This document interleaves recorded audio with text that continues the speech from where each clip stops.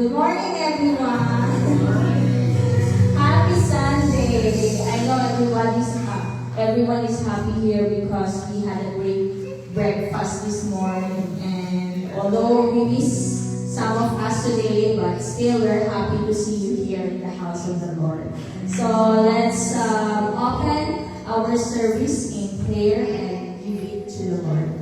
Our gracious Heavenly Father, we praise you and we glorify your name. Once again, Father, we are so grateful, Father, for this wonderful day that you have given us, O Lord God. Thank you, Father, for the new life, new breath that you have given each one of us today. And thank you for bringing us in this house, O Lord God, to worship you once again together, O Father.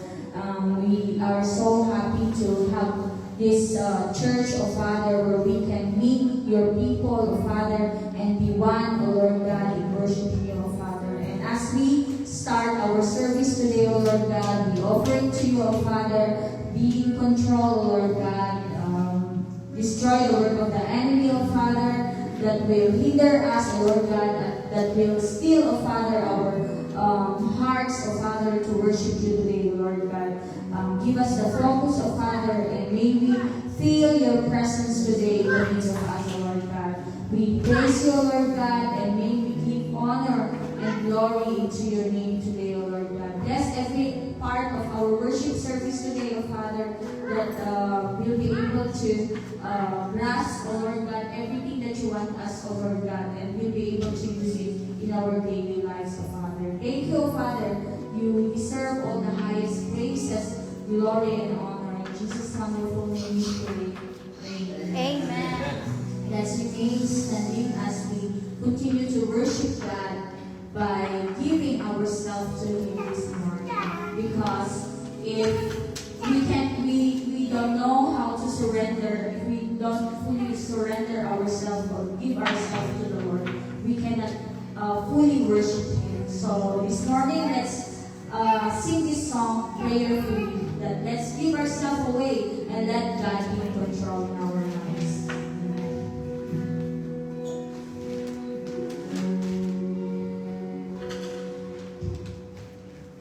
Give myself away.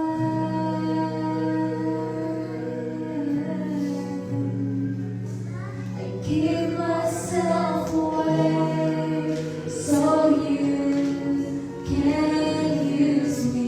I give myself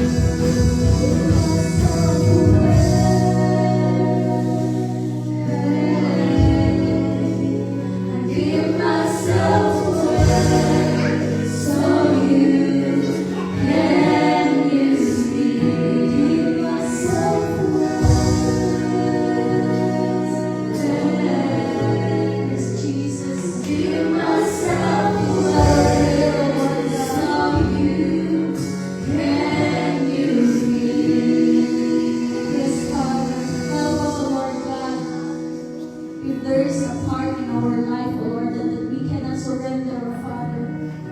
Father, we pray this morning, O Lord God, help us, O Father, help us to humble ourselves to you, O Lord God, so that we will be able to give ourselves to you, O Lord God, and take control in our life, O Father, in everything that we do in this earth, O Lord God, every plans, every wants, every need, everything, O Lord God, be in control, O Father.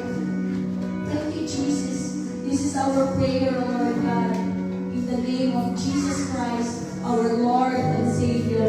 In Jesus' name, amen.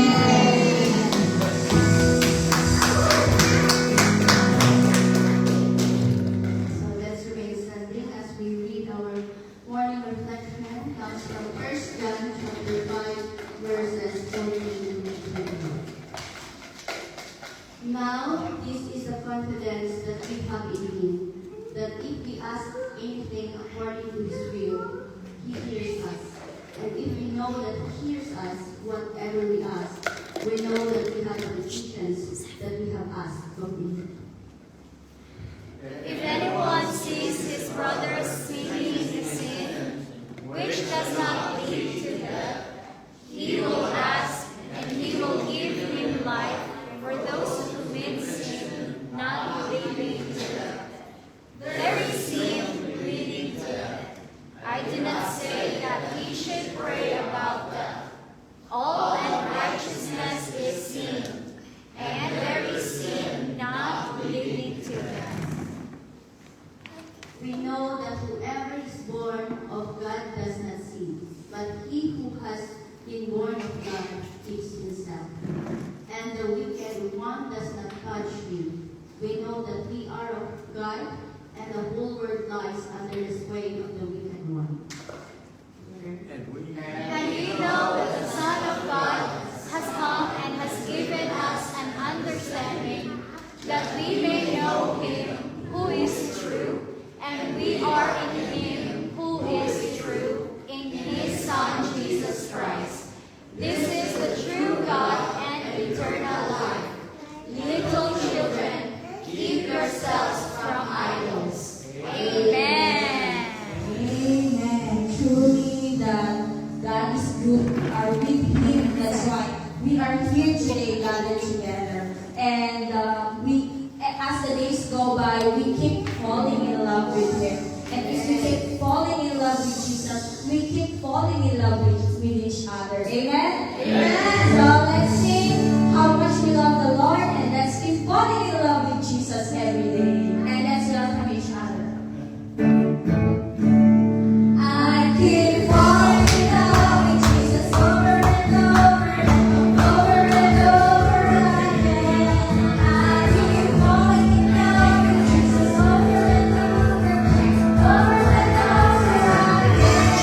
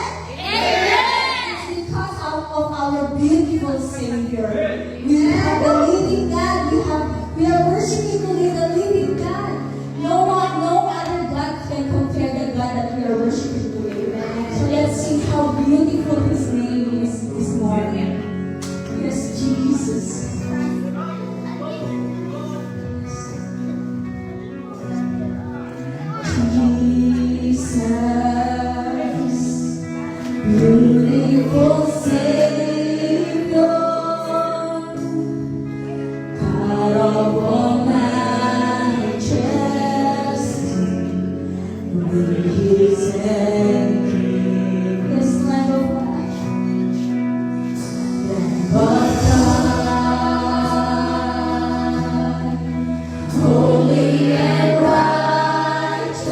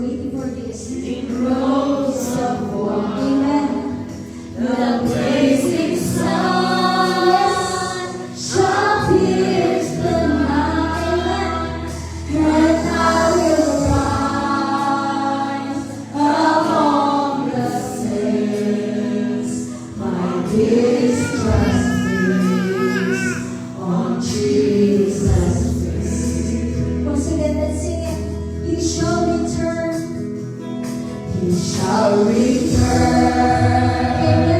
He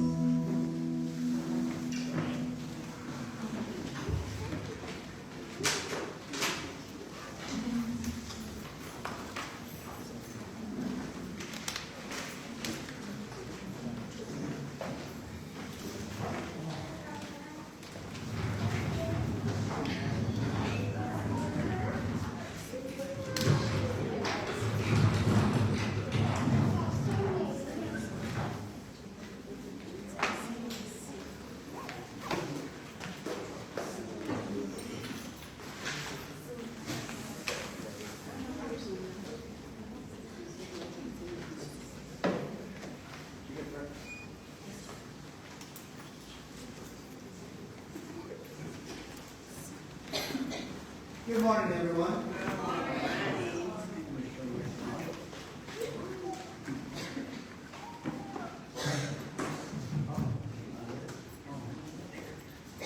Hello. Can you hear me? Am I working? No? Good one. Should I turn it up? Hello there. All right.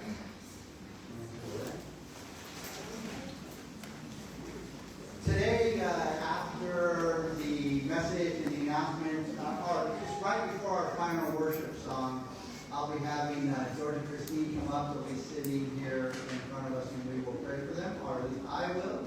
And anyone that would like to join, you can just come up and stand with us, and we'll pray over them. This will be their last time this Sunday. Will be their last time in church. Well, it's just the last time for now. We never know what's going to happen in the future or when we might see them again. I guarantee that everyone who's accepted the Lord Jesus Christ as the Lord and Savior will see them again. We just don't know when that time will be. But today we'll send them off with some prayers. So if you'd like to join in with that, that'll be right before the final worship song. We'll do that. Now today we will be getting back into we are in chapter 1, and we will be looking at verses 11 through 14. But before I get into that, I'd like to call your attention to Genesis chapter 12. We're going to be looking at verses 1 and 4 if you'd like to go there. Genesis 12, I'll start off with verse 1. It says this: Now the Lord had said to Abram, Get out of your country, from your family, and from your father's house, to a land that I will show you. Then drop down to verse 4. It says, So Abram departed as the Lord had spoken to him, and Lot went with him. And Abram was 75 years old when he departed from Haran. Now, in the book of Hebrews, it kind of follows up on that story. In Hebrews chapter 11, verse 8, it says this: By faith, Abraham obeyed when he was called to go out to the place which he would receive as an inheritance. And he went out, not knowing where he was going. Abram and Abraham are the same people, in case you didn't pick up on that. Abram was his given name when he was born by his parents. Abraham is the name that God gave him. So Abraham was called, and he listened, and he went out. And Hebrews 11 tells us that he went out even not knowing where he was going. Now, when George told me that him and Christine had a chance to do something they wanted to do for a while, I said to George, do you know if God is with you? That's the only question I asked him. Do you know if God is with you? Is he calling you to move on to something new? If he is, then you must go. You must go when God calls us. We will all miss Christine and George quite a bit. But our sadness is not outweighed by the fact that they're being called by God to go on to do something different. And we need to rejoice in that, just as Abraham did. Just think how Abraham said, hey, I don't want to leave my family, because God called him out of his family. Where would we be today? Where would we be today? We don't know what God will be doing with George and Christine, but we do know that they'll be alive and well in their life. So, when we're called by God, we must go. We must take action. And that's exactly what I told George. And a couple of weeks later, he came back and said, yes, I'm being called. Now, we must also consider when we're reading Scripture, when I read that Scripture, because of that Scripture, that I knew that the right thing for George to do and Christine to do was to go. The Bible is quite clear in all its teachings. Almost everything that we face in our life can be found in the Bible, and it will teach us. And it will show us what to do. There will be an example in there. And I think Abraham is a great example. Now, just like Abraham, we hardly, seldomly, fully realize why God is calling us to go and do something.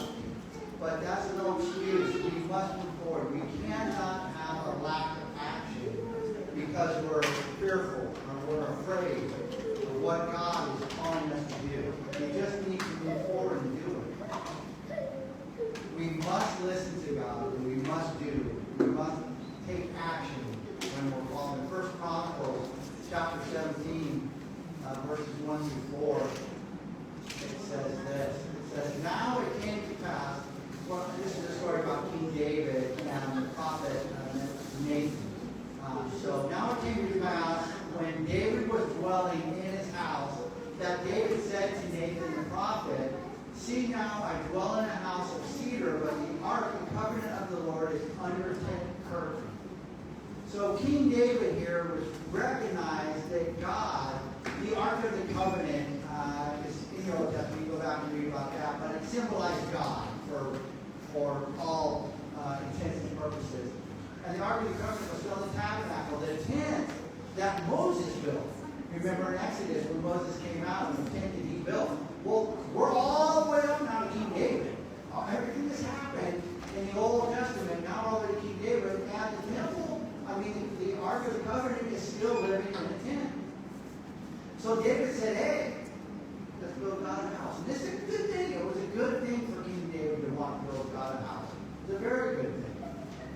So Nathanael said to David, in verse 2, then Nathanael said to David, do all that is in your heart, for God is with you. Now, Nathanael, or Nathan, however you want to say it, was a prophet, and in the Old Testament, the prophets were the ones who spoke for God. So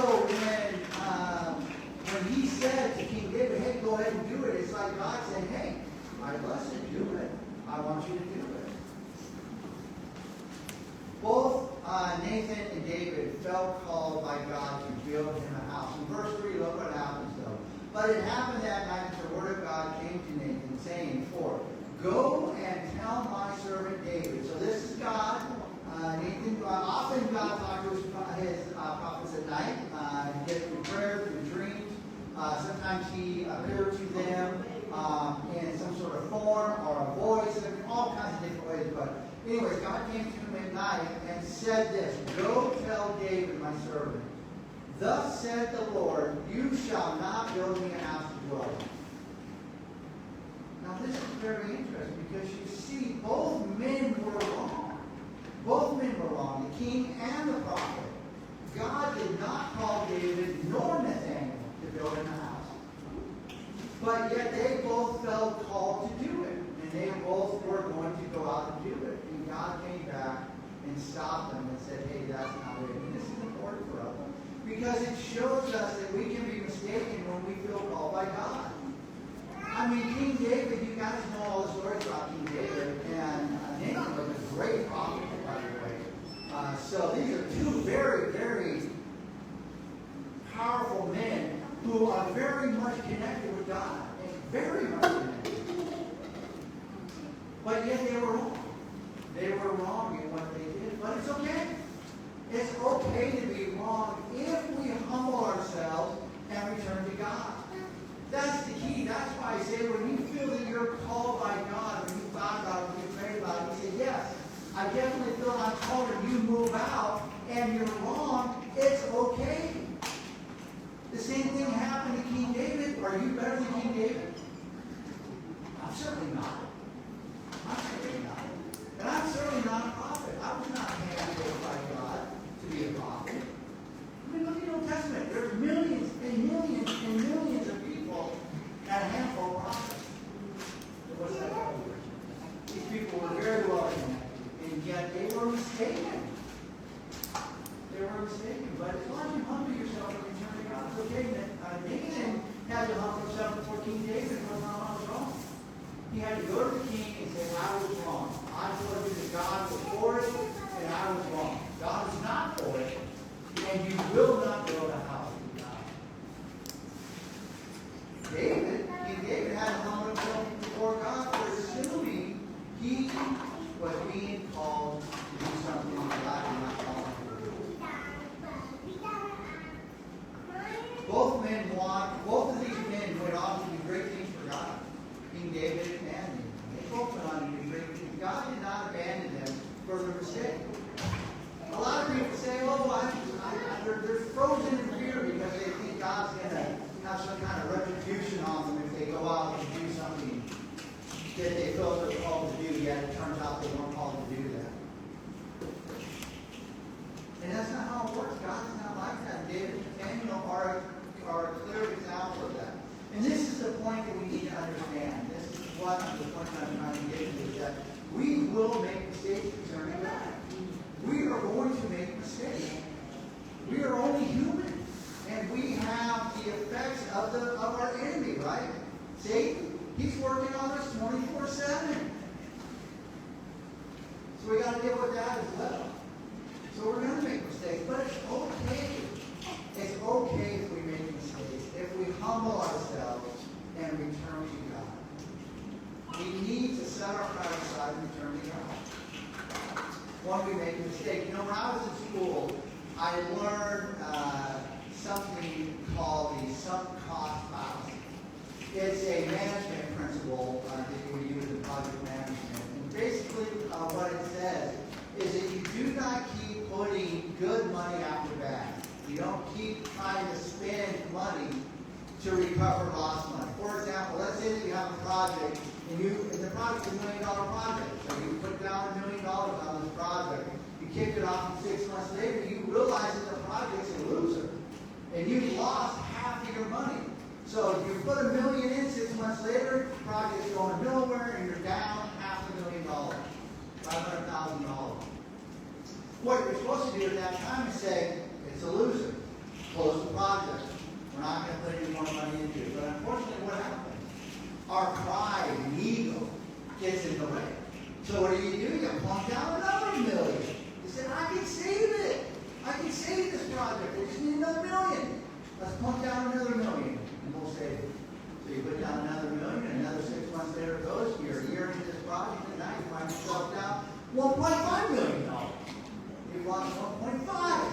Instead of the original 5, you've more than quadrupled your losses because your pride was too much. Your ego was too high. You couldn't admit that you were part of a losing project. And now what do you do? Now you're 3 times higher. 3 times. And the exact same thing is true for God. The exact same thing. People step out and want to do things for God, which is good, but when they see that they've done something that is not right, instead of humbling themselves and returning to God, they walk away from it because of the evil, because of the pride. They can't come back to it. You don't want someone in the church looking and say, oh, you were going to run an orphanage, and 6 months later you wasted $1,000 of church money, and all the kids hate you. What a fool you are. So no one wants to hear that. Hopefully no one in the church would say it. You're certainly thinking it. So you stay away, you don't come back. And that's the point of driving that. That's the point that King David and Nathan showed us. And it's okay. It's okay if we step out and we make a mistake. If we realize that we can humble ourselves and come back. So before I jump into the theme, let me just close with a little thought out. When you're thinking about something, is God calling me? This is something I should be doing for God. And you're in doubt. You don't know if He's calling you or not. Just ask yourself these questions. Will the calling bring benefits to God and His people? If you feel God is calling you to do something, it's going to benefit Him or His people. Or is it just something for me? If it's just something for you, why not be a calling? But the biggest part you need to be able to say to yourself is, if it goes wrong, will I be able to stay with God? Will I maintain my relationship with God? If this thing blows up in my face, where He's calling me, what I'm doing, will I maintain a relationship with God, or will I walk away? Will I humble myself? Is my ego so big that I won't be able to return to the church after falling flat on my face? Well, if that's the case, don't do it. Don't do it. Just don't do it. It's important. Our relationship with God is the most important thing. And we have to realize that just like we are sinners, just because we accept the Lord Jesus Christ our Savior doesn't mean we stop sinning. And just because the Holy Spirit lives inside of us doesn't mean we're going to stop making dumb decisions.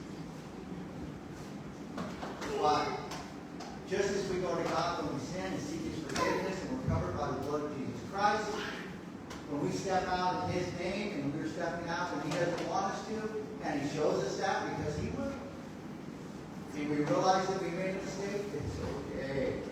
It's okay.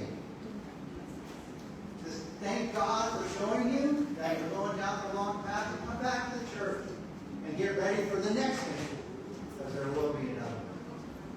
Let's pray. Heavenly Father, thank you so much, Lord God, for the day today to come to worship you, Father, to be study your word, to see what it is that you have for us today. Father, I pray you open up our hearts and our minds and you show us what it is that we're supposed to learn in your word. Father, I thank you that you call us to go out and to do things for you. Sometimes missions, sometimes other things, whatever it may be, Father. Whatever we're called into, Lord, I thank you that you call us and you show us when we should come and when we should stay. And both of those, Father, are equally important. Father, I thank you that when we step forward, that you're there to support us and help us. And, Father, that you will close the door when we're going in the wrong direction. I thank you that you will not hold that against us. That you will forgive us of our sins, forgive us of our ego and our pride, Father, and you welcome us to open arms back to the next one. In Jesus' name we pray. Amen. All right, if you would please go to Ephesians chapter 1.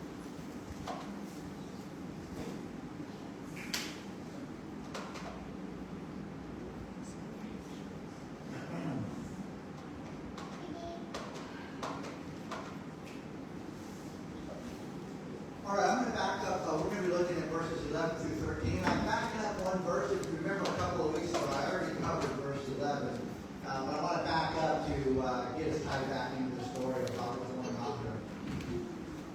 So Ephesians chapter 1, verses 11 through 14. Verse 11.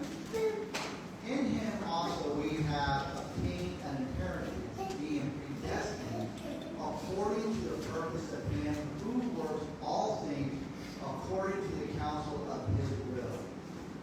Excuse me, verse 12. That we who first trusted in Christ should be to the praise of his glory. Verse 13. In him you also trusted, after you heard the word of truth, the gospel of your salvation, in whom also, having believed, you were sealed with the Holy Spirit of promise. Verse 14. Who is the guarantee of our inheritance until the redemption of the purchased possession to the praise of his glory. We receive an inheritance from God through Christ. And we looked at this 2 weeks ago. We looked at this 2 weeks ago. Now, we need to know what the purpose or what the inheritance that we are receiving through Jesus Christ. What is that all about? What is the purpose? In verse 12 it says this. It says that we who first trusted in Christ should be to the praise of his glory. The praise of his glory. Now we know our inheritance comes from many good things. I think we talked about this 2 weeks ago. But it also serves a purpose for us now. And that's to show the greatness of God. That's to the praise of his glory is. We're going to talk about that for a minute. A Christian first puts his trust in Christ. We must do that first. If you don't trust Christ, you can't accept him as your Lord and Savior, right?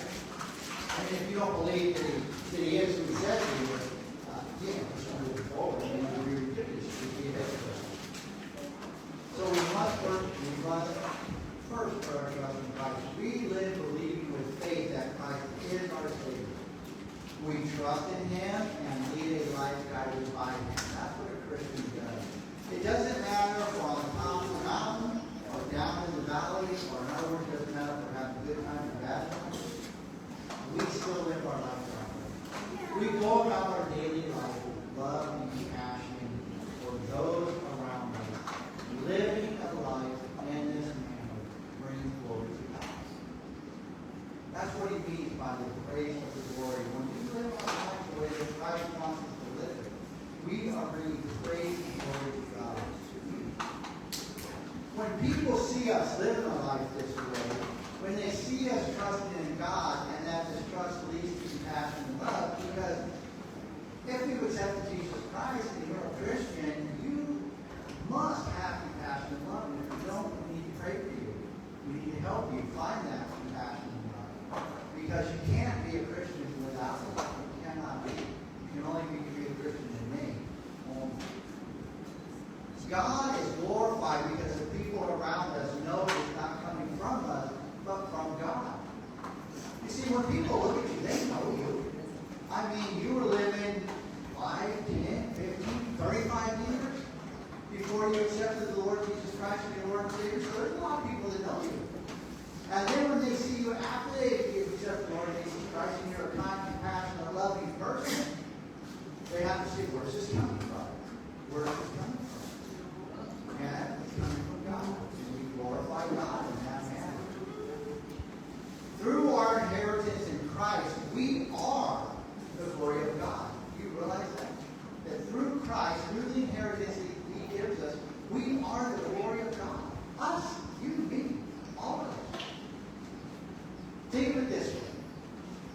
When you see a child or a young adult who is well-mannered, smart, helpful, polite, respectful, all of those things, you see a child or a young adult that way, you say to yourself, he or she has good parents. It's just natural. You see well-behaved children, well-behaved young adults, you say, well, they were raised right. They have good parents. Or they have good parents now. The actions and the lifestyle of the child brings glory to the parents. That's how it works. We, all of us who accept Jesus Christ, are all children of God. Therefore, the same thing is true with us. Our actions, our love, our respect, all the things that we do as a Christian bring glory to God. When people look at us, they have to say, wow, he has good parents. Oh, who's our parent? Who's our Father? Therefore, God is glorified. And that's how we bring glory to God. That's how we are the glory of God. And that is all made possible by what we inherit through our relationship with Jesus Christ. And we talk in depth about that too. Verse 13 says this, in him you also trusted after you heard the word of truth, the gospel of your salvation, in whom also, having believed, you were sealed with the Holy Spirit. You were sealed with the Holy Spirit of promise. Now let me read you that verse again in the Amplified Bible, as I like to read the Amplified Bible sometimes. It really has good information that helps you understand. So in the Amplified Bible it says this. In him you also, when you heard the word of truth, the good news of your salvation, and as a result believed in him, were stamped with the seal of the promised Holy Spirit, the one promised by Christ as owned and protected by God. That's fantastic. We have all talked about truth in the past. I've talked about what truth is, and I don't really want to go off and rehash all of that, but to summarize this, I can say this. Truth must come from the person who created the truth. Truth must come from the person who created the truth. For example, if you go to a store to buy a new Samsung phone, right? You're in the store, you buy a new Samsung phone. Or an iPhone, but I don't know why you buy an iPhone. So you're there to get a Samsung, and you have a question about the phone. So you ask the salesperson, you say, hey, blah, blah, blah, blah. The salesperson gives you an answer. Well, at the same time, you get a different answer from a guy that overheard the question. So there was a guy standing there, you got a salesperson, the guy over here just said, oh, no, this is the answer, this is how it is. So his answer is different from the salesperson. He gives you a completely different answer. So who do you believe? Who do you believe? Well, you ask the stranger, you say, well, who are you? And he says, well, I'm an engineer. As a matter of fact, I'm the engineer that designed and created that very phone. So now I ask you, who's telling you the truth? The salesperson or the engineer who created and designed it? I'm most going to walk out the store and believe in that engineer, right?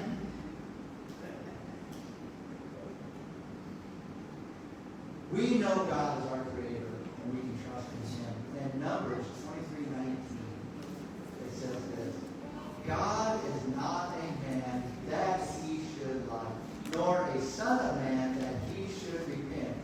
Has he said and will not do?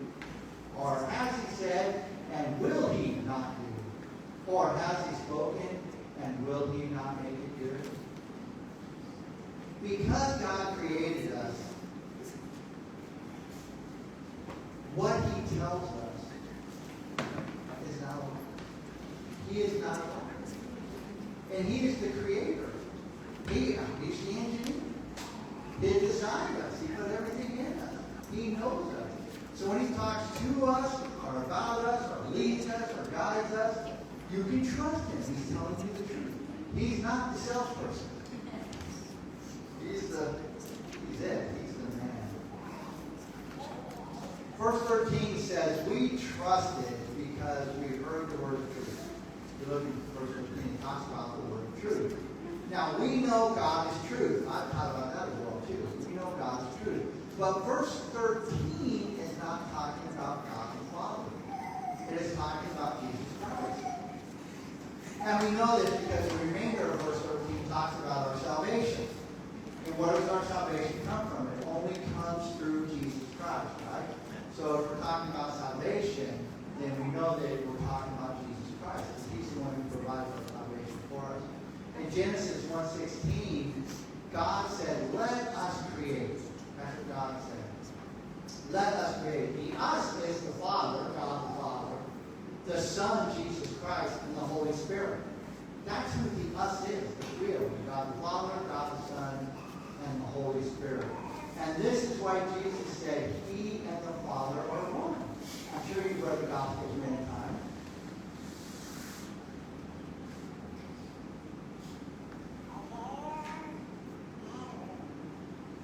And in the Gospels, Jesus Christ clearly says that He and the Father are one. Why does He say that? Because Genesis 1:16, He told us, let us, the three of them. If you look in John 1:1, John 1:1,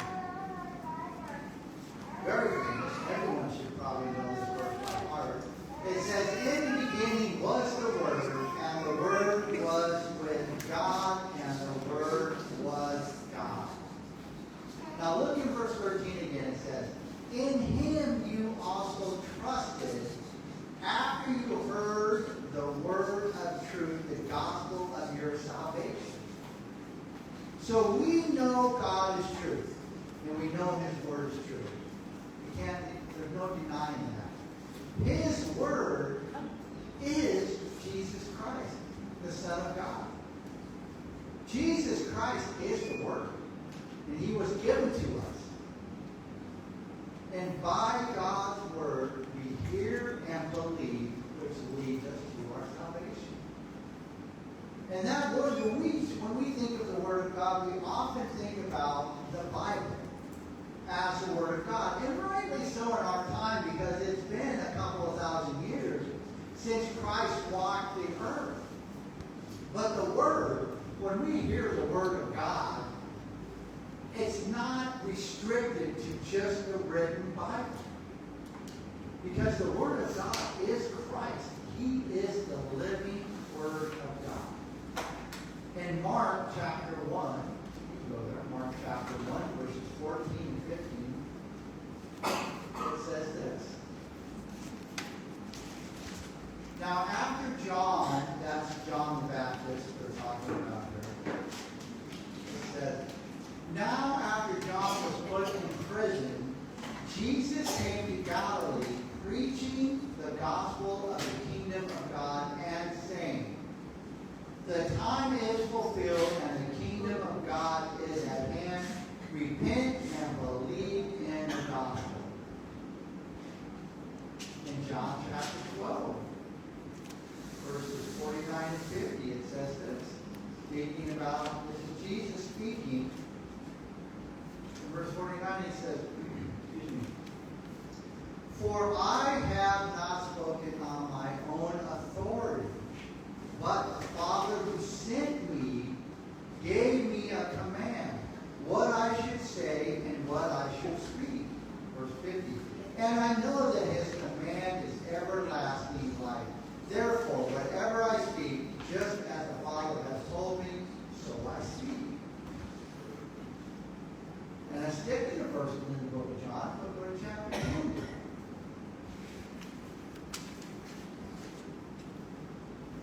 In chapter 10, verses 25 through 30, we really bring it home. In John chapter 10, verse 25, it starts out with this. Jesus answered them, I told you, and you do not believe. The works that I do in my Father's name, they bear witness of me. But you do not believe because you are not of my sheep. And I said to you, verse 27, my sheep hear my voice, and I know them, and they follow me. And I give them eternal life, and they shall never perish, neither shall anyone snatch them out of my hand. My Father who gave them to me is greater than all, and no one is able to snatch them out of my Father's hand. Verse 30. I and my Father are one. We now see the Word that we fell in love with. The Word that we fell in love with. The Word that delivers us to salvation is God. Is God. This is why Jesus is called the living Word. This is why we trust these words with our very soul. When we read the Bible and we believe in Christ and we trust in Christ, we're trusting in a living God. And we put our very life in His hands, our destiny. And we do it because we believe the living Word. We do not trust in dreams, imagination, or stories of man. We trust in God because the Word of God, Christ, is God. Christ is the living Word. We just read it. He came, the Father sent Him here, told Him what to do, and told Him what to say. And that's what Jesus did. That's what the Christ did. And we've seen in verse 30 that Jesus and the Father are one. We've seen in Genesis, in the very beginning, He said, I am God. Let us create. So we don't believe in a man that walked the earth and had good things to say. Although we know that He did that, and although we know that what He said is true, and we know that His sayings and teachings led us to an understanding that we are sinners and that we need a Savior, all that is true. And all that happened. But that's not the end of it. It wasn't just some man walking around. That was God Himself. We follow the living God. The Word of God. Jesus Christ. Now, verse 13 ended talking about trust in God's Word. We would miss out on the protection of God. Verse 13 doesn't just cover the fact that Jesus Christ is the living Word and that we are saved by God. It goes on to talk about His protection. You see, in verse 13, it ends by saying this. You were sealed with the Holy Spirit of promise. You were sealed with the Holy Spirit of promise. The Holy Spirit of promise is not a title. It's not a title or some other spirit. It means the promise given by God is the Holy Spirit. So in other words, the Holy Spirit that was promised would be a better way to think of it. It's not a title. Like Jesus is the Christ. That's a title. He's the Christ. The Holy Spirit is not, there's not a Holy Spirit type of promise. In John chapter 16, verse 7, it says, nevertheless, I tell you the truth, Christ speaking again. Nevertheless, I tell you the truth, it is to your advantage that I go away. For if I do not go away, the Helper will not come to you, but if I depart, I will send him to you. And in Acts, go ahead and turn there. Acts chapter 1, verses 4 and 5.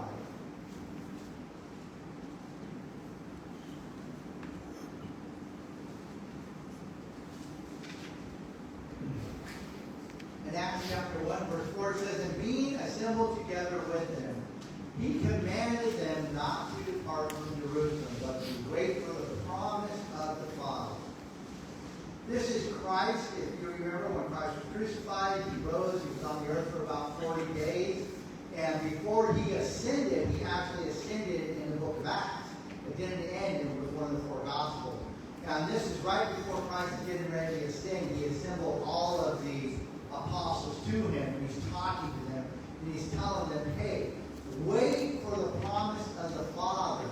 And it goes on to say, which He said you have heard from me. In verse 5, for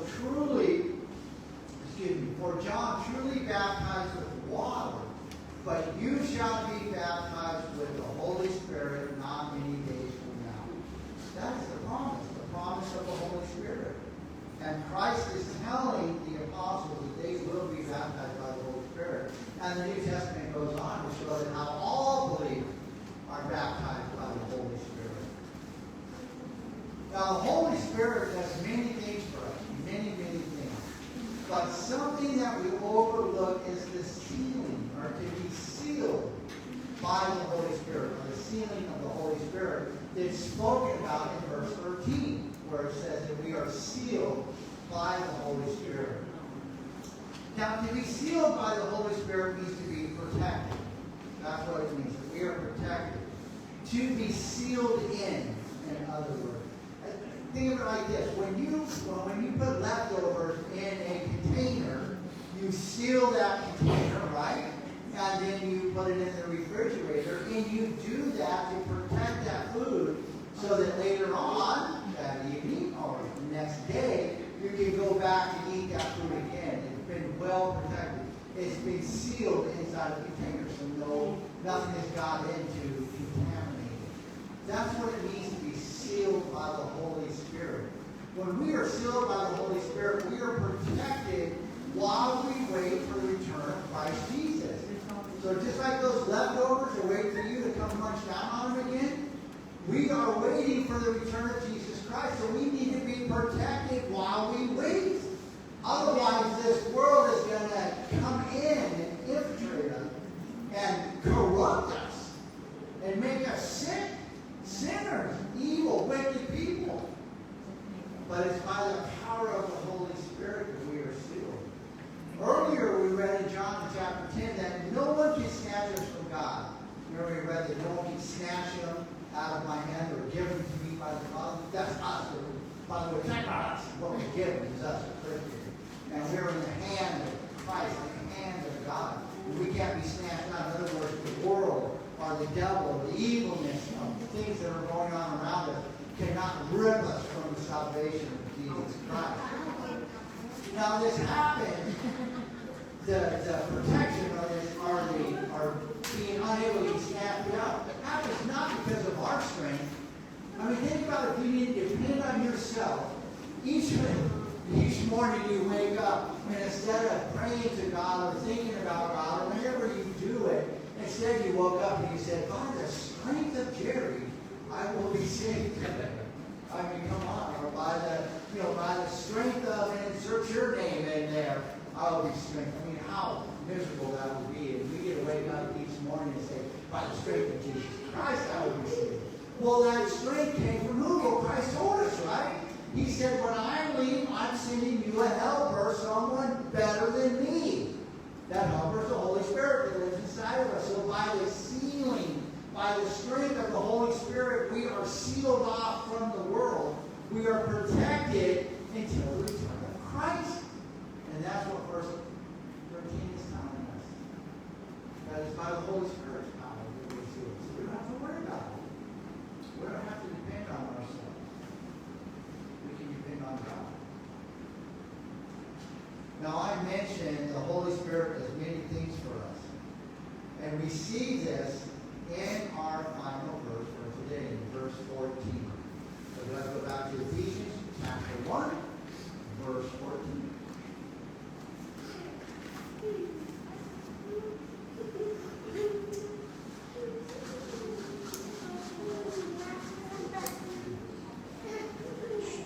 So here it says, in verse 14, it says, who is the guarantor of our inheritance until the redemption of the purchased possession to the praise of the Lord. Now, who is the Holy Spirit? Remember, we finished up verse 13 by saying the Holy Spirit.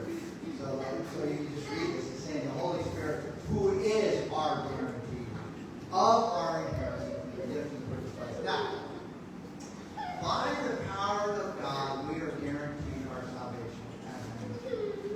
And thank God for that. By His power, by the power of the Holy Spirit, we are guaranteed our salvation. The redemption of the purchased possession is us. So when you read that, we are the ones who are being redeemed by the power of the Holy Spirit, by the power of God, by the power of Christ, by the power of the Father, all of them. Because they're all the same. They just serve slightly different purposes. They have some slightly different jobs. But we are being purchased. We have been purchased, excuse me, by what? Where did that purchase happen? It was Christ. Christ purchased us with his life, with his very life on the cross. When Christ died, when he was crucified on the cross, he bought you and me. And not just to save. Christ bought every person who ever lived, who was living, and who will ever live. All of them belong to Christ by his sacrifice. He purchased them all. That's why you often hear me say that our salvation, the salvation that we receive from Christ comes to us free, but it was not free. Christ purchased it. He paid the price for it. He sacrificed himself. In Mark chapter 10, verse 45, it says, "For even the Son of Man did not come to be served, but to serve and to give his life a ransom for many." That's why he came. He came as a servant. He didn't come as a conqueror, and the gospel is full of it. You remember the most vivid action that Christ took to show the disciples this is at the Last Supper, when Christ got down and washed their feet. I mean, think about, okay, for America, it would be like the president coming to your house and washing your feet. In Thailand, it'd be like the king coming to your house and washing your feet. Now, I don't know what it would be in the Philippines. Prime Minister? President. The president coming and washing your feet. I mean, it's never going to happen, right? It's never, and Peter responded properly, right? When the Lord got down and washed his feet, he said, no, don't do it. No, you can't do that. Because he recognized instantly the demeaning task that was going on here by Jesus Christ. Jesus Christ lowered himself to the lowest point by getting down and washing the feet of his disciples. And he did that to show, hey, I'm a servant. And then he went and gave his life for us. And that's why when I say that Christ purchased everyone, that's how he did it. That's why he did it. That's why I say Christian, why I said earlier that a Christian must have love and compassion. Because how can you look at that and think about everything that Christ did and not be loving and compassionate if you say you're a follower of Christ? You must be his child. As I started off by saying in the very beginning of our topic today, when I said that when you look at a child and you see them and they act properly, then you know they have good parents. Well, we have good parents. We have no excuse. If we are acting improperly, it is our fault, not our parents' fault. Now, some of us have horrible parents, and we are horrible people. Whose fault is that? The parents. Of course. Well, we can't say that about God. We can't. We don't have that excuse. I mean, I whipped that out many times. Hey, my father's a rotten person. You know? My mother's never around. What do you expect from me? Like I'm still alive. Got me a break. Can't help myself. Don't ever taught me. You know, whatever excuse I needed, I whipped it out. But we can't do that with God. Because we know God is love, God's compassion, God is truth. So that would be, no one would believe it anyway. In Revelations chapter 5, verse 19, it says this, "And they sang a new song, saying, You are worthy to take the scroll and to open its seal. For you were slain and have redeemed us to God by your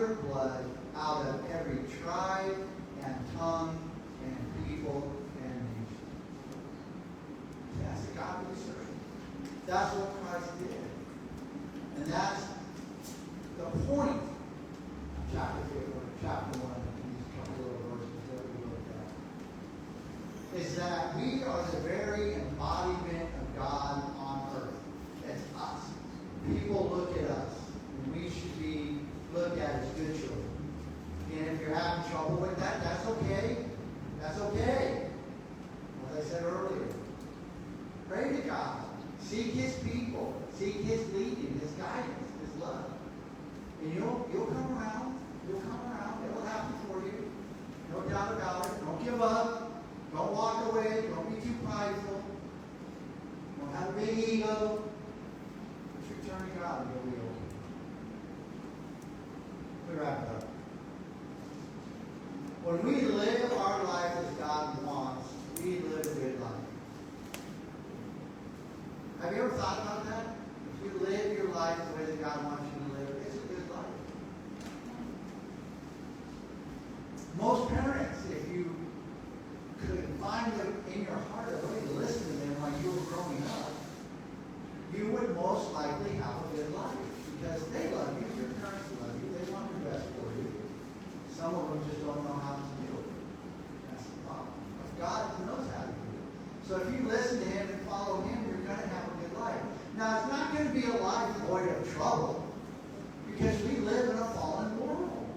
We live in a fallen world. So there's going to be troubles. There's going to be hard times. There's going to be tragedies that happen.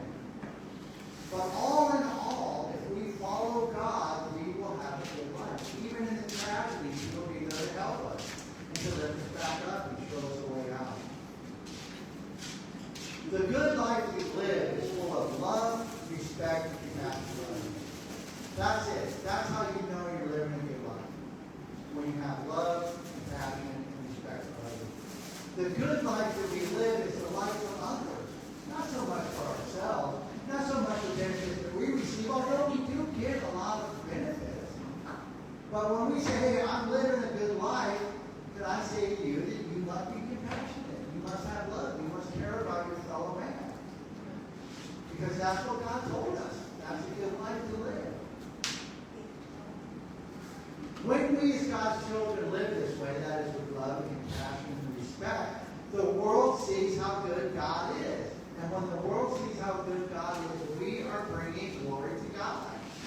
This is what we see in verse 12. That's why it says we are the glory of God. We are it. Now the earth itself glorifies God. How can you go outside and look at the earth and nature and the things that God created and not see His glory? It's impossible. But we, His greatest creation, are His glory. The world glorifies Him. We're His glory. God is truth, and His word can be trusted. Jesus Christ is the living Word of God. He came in the name of the Father to give the Word of the Father. That's why He came. He came. He is the living Word of God. The Bible says we love God because He first loved us. That's in 1 John 1:19. It shows His love by His Word. Or God shows His love by His Word. The world was not created to be the world that it is today. It was created in perfect. It was a perfect world. And then He polluted it. And God had to correct that. So He sent word to the people through His prophets all throughout the Old Testament. And mankind seemed fit to kill them all and not listen to them. So then God said, all right, I'm going to send a living word. I've already spoken. It's already been written down. Moses already wrote it. There's 643 laws that are given to you people. I've shown you what to do. Now get it. Now I will send my word, my living word to you. And that's what Jesus Christ did. And that's what He did. Jesus Christ was sent to save us because He is the living Word of God. God did not walk away from us after He saved us, as we have seen by the Holy Spirit. He sent the Holy Spirit to seal seal us up until the return of God. We are protected under the power of the Holy Spirit until the return of Christ. We were not left to fend for ourselves. God was there with us every minute, every hour of the day. Let's pray. Heavenly Father, thank you for the words today, Father. We are so grateful that you have taken the time, Father, to give us your word in the written form. And more than that, Father, your living word in the form of your Son, Jesus Christ, who came to this world, delivered your word, delivered your promises, delivered your compassion, delivered your love. He sacrificed everything that he had, Father, for us, for your greatest creation, for your glory, to bring us back to you, Father, to give us a path back to him. And he did this by purchasing us with his very blood. And we thank you for that, Father. Father, we pray that the Holy Spirit that is alive and well in each of us continues to protect us and keep us safe and keep us on the path.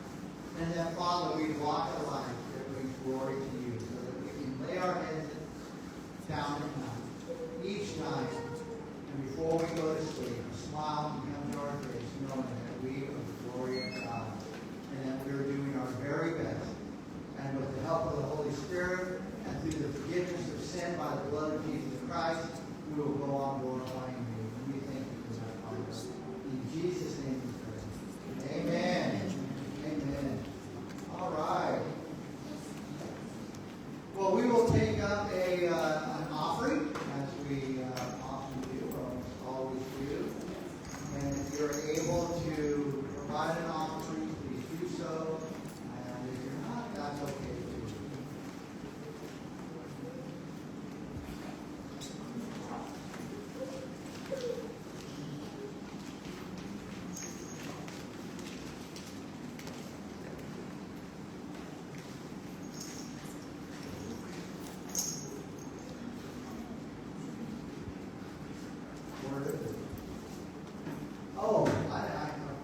So, if you guys want to do online offering through transfer, the old account is no longer any good. So, if you have that in your phone, you want to go ahead and delete that and then put this information in for the new account.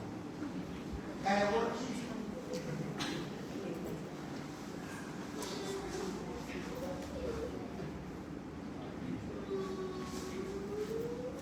Now for prayer for the office. Heavenly Father, thank you so much, Father, for those who are able to give up their treasure. Lord, we thank you for that. And Father, we pray that there is a blessing for each person here, either in a modern offering with money or in some other offering that you do for the church, Father. In other words, Father, we pray that everyone, in some way, some shape, some manner, can be in service to you, Father, so that they can reap the rewards and benefits that come from it. And Father, we pray that you help us use the money that's given to the church in a way that glorifies you, in a way that glorifies our church. Thank you so much, Father, for caring about us and taking care of us. Thank you, Lord. In Jesus' name we pray. Amen. All right, well, we have,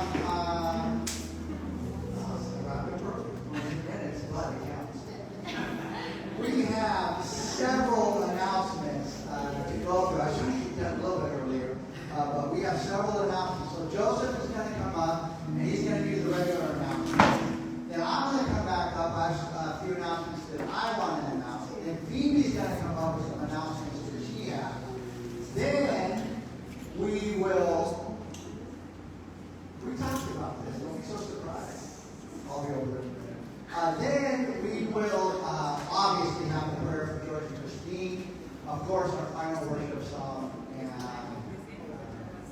final prayer. So I'll have Joseph come up now, and I'll be right back up.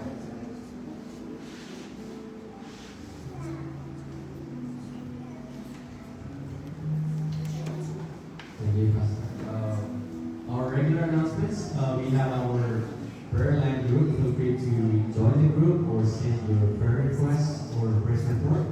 So we praise God for your prayer requests and your praise report. Also, our Bible study, Saturday Bible study every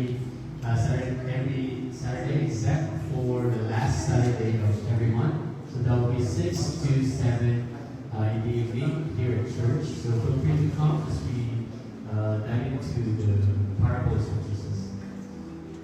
Also, our Women's Bible Study is up next week, so I'm inviting every woman to come and join the Bible study after the service next week. That will be June 14, 2026.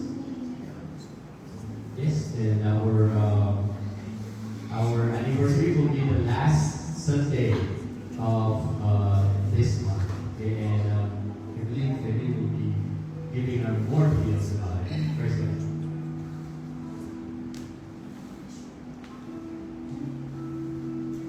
All right, thank you for that, Joseph. Okay, well, I wanted to make a couple of announcements. As you know, some of the comments by this point, but George and Christine will be moving away from town. They're leaving Thailand. They will not be serving at the church anymore. George and Christine fill several positions within the ministry, so we kind of did some shuffling around to find some additional people, and I'm just going to fill you in on where we're going to be at moving forward. So Ivan, who is, where is he? I know, who was that? Oh. So Ivan will be taking care of our worship and travel ministry. The worship ministry obviously is you know what that is. And the travel ministry is for people who live out of town. He helps them make their way to church. Phoebe will be taking care of our outreach ministry and our finance ministry. That's why you see the change in the bank account information. So Phoebe will be taking care of that. She'll be taking care of the outreach ministry. Summer, who is right here, we all know Summer. She will be taking care of our hospitality ministry. Now that ministry is the one who takes care of Sunday service, by the way, and really does a lot of things that no one really knows about, but it's super important. So we thank Summer for being with us. Now also Joseph, who just did our announcements, he will be doing a new ministry, possibly, and I'll talk a little bit more about that. He'll be doing the prayer ministry. We will still be having our prayer ministry. Just if you guys know, we have a little prayer at the back of the church. It might be led by Joseph on Sundays. Maybe someone will step up as an assistant to help him and lead that prayer meeting.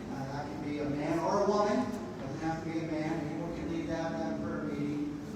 But he'll do that also on the third Sunday after our potluck. We always have a prayer meeting to put up. It's just pray. We just pray for the church. And then the last Sunday, we haven't been able to do for a while because we got some stuff going on. We have a prayer focus where we pray for something in Thailand. The people of Thailand or something going in Thailand. So Joseph will be taking that up. So he'll be doing prayer. And then Joseph's also going to take on a couple of duties and tasks that I need help with. He'll be helping me with. Now, I mentioned that we have a new ministry, or that we are considering a new ministry, and this ministry is going to be called the home ministry, for lack of a better word. And basically what it is a ministry to help out-of-town brothers and sisters who live out of town, to invite them to come and stay in your house. We have a lot of people who travel here on Saturday, and then they stay the night Saturday night, come to church, participate in church, and then they go back home sometimes Sunday after lunch or Sunday evening after dinner, depending on how far they have to travel. Well, I am considering starting a new ministry that we're going to call the home ministry. And what we're asking, if there's any interest in it, by the way, you would talk to Joseph about it, because if this ministry, if we decide to make this official, Joseph will be the one who's in charge of it. But if you are willing or able to open up your house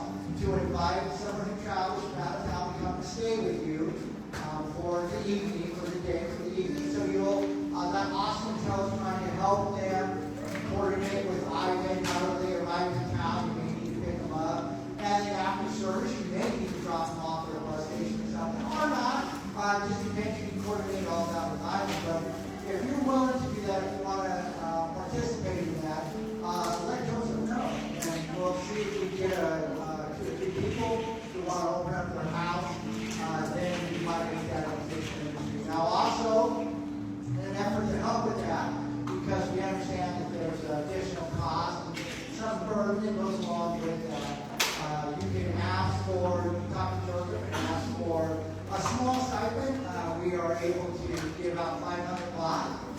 So you invite someone in your home, and if you would like to receive a little something for that, you can talk to Joseph and you can 500 baht to help with, either food or transportation or whatever it may be.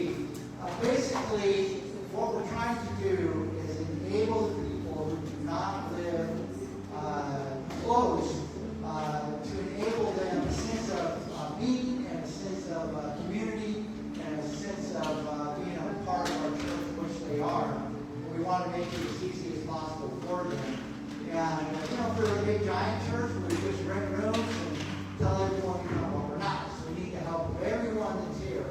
So if you'd like to help, let Joseph know. And again, the 500 baht, I know it's cost for someone being here, but it's just a way of saying, hey, we recognize that you're trying and we're trying to. And that's really all the way with that. So with that, I'll have Steve come up. She's going to give us a little more information, what's going on with our anniversary dinner and all those things.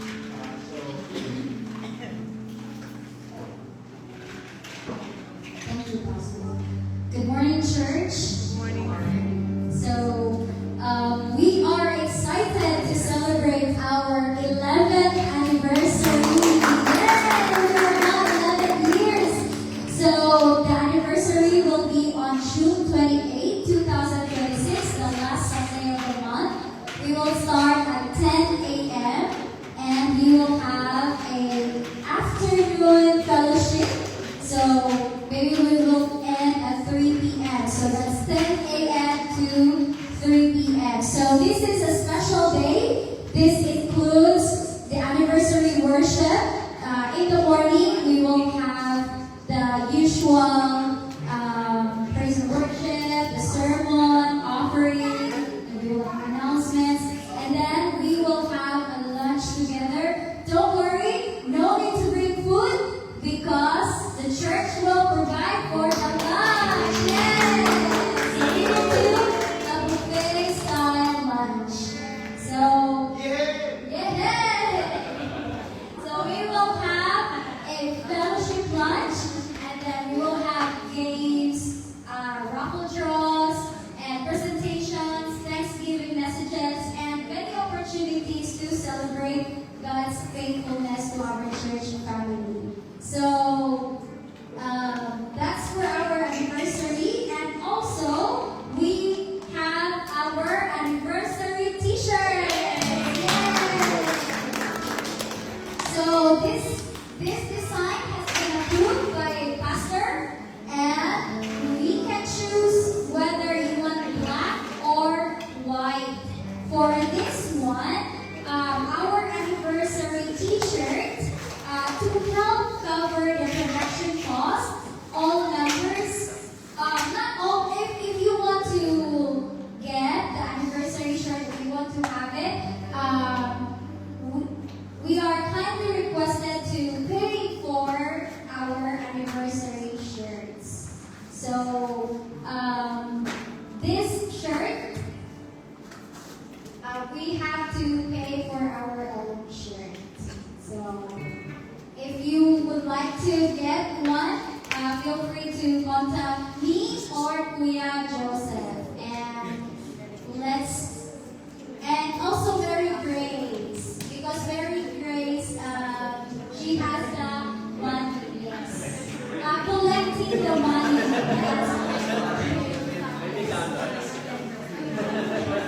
Did we already pay? Yes. We did, yes. Alright, so if you would like to get an anniversary shirt, it starts from 200 baht. I think that's extra small. And then small is 210, medium 220, large 230. I think if plus 10 baht, there's an additional 10 baht. So that's it to help cover our production costs for the shirts. So you can submit your payment on or before the third Sunday because we need more time to print the t-shirts. So thank you for your cooperation, everyone, and support. I think Pastor will say something. All right, thank you for that, Phoebe. So, as you can see, we have a very exciting opportunity to gather together as a family coming up on the 28th. And we always have a very good time when we do this. Of course, there'll be a regular service, as Phoebe said, and then we'll have a lunch. Buffet style means just that. She's ordering up a bunch of different dishes. I don't know what it is. It doesn't matter. We'll eat whatever they bring. So we'll all have buffet. We'll eat that, and then we always have cool games too. It's all night. But as far as the shirts go, yes. See, I don't know very great. She's playing money, but she is. Feel free to, if you want a shirt, go ahead and order it. If you can pay for it now, let's pay for it when you order it. If you have extra money, then donate some money to help other people out that might not be able to afford the full price. But you don't have to get a shirt, so don't feel pressure if you need to buy a shirt or anything like that. With that, I'd like to have George and Christine come up, and we're going to have them sit here. So let me just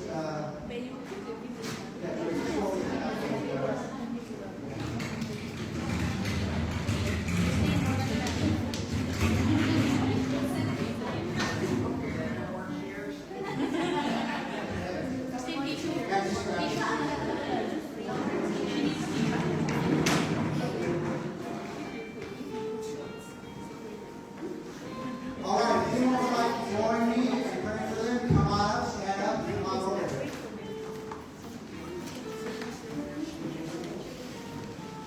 Come close.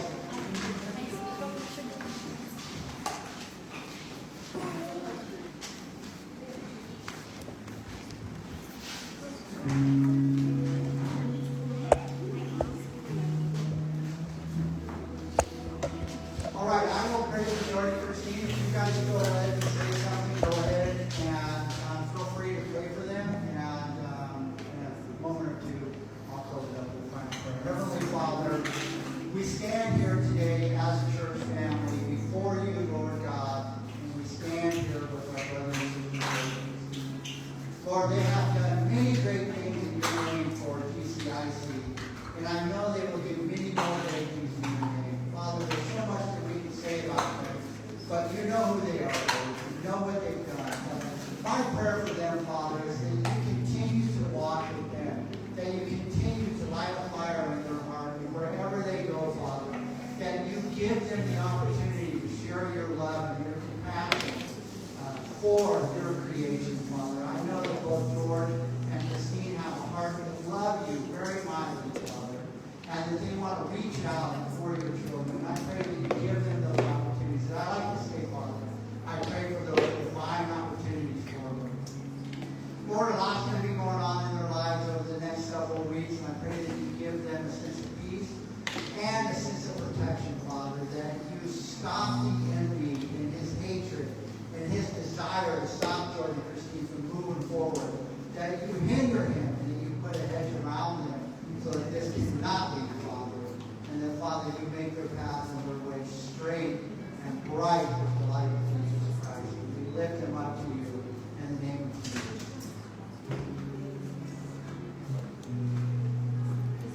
Thank you, Jesus. Thank you for letting them show you to us, Lord God. Continue to bless them and protect them, Father. Give them the joy that they needed throughout the journey. In Jesus' name.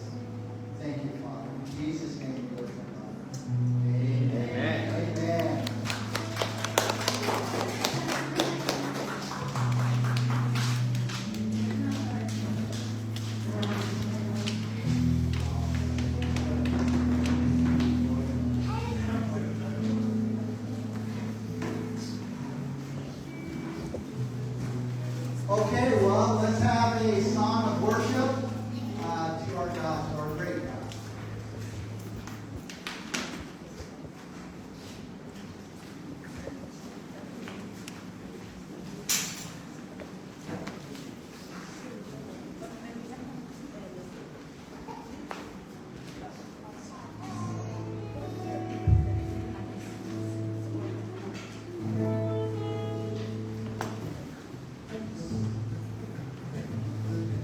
Thank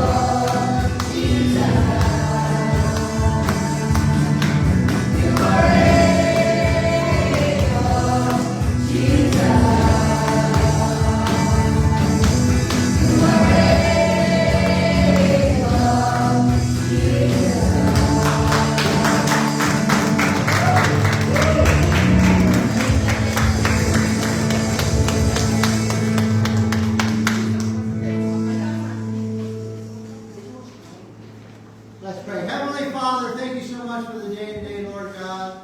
Father, it is always a good day when we come together in your name, when we come to worship you, when we come to learn about you. Father, it lifts our heart and our soul. It stirs that spirit up inside of us. It shows us that you are indeed a living God who is with us each day. Father, I pray that you go before us, that you keep us safe this week, that you keep our adversary away from us, that you deliver us to those divine appointments that you have for us, and that, Father, you bring us back all safely next week. In Jesus' name we pray. Amen.